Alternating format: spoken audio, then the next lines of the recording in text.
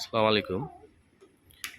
আন্নুর public স্কুলের এলকেজির ছাত্র আরিফ হক আরবি থেকে ৫টি আঙ্গুলের নাম বলবেন।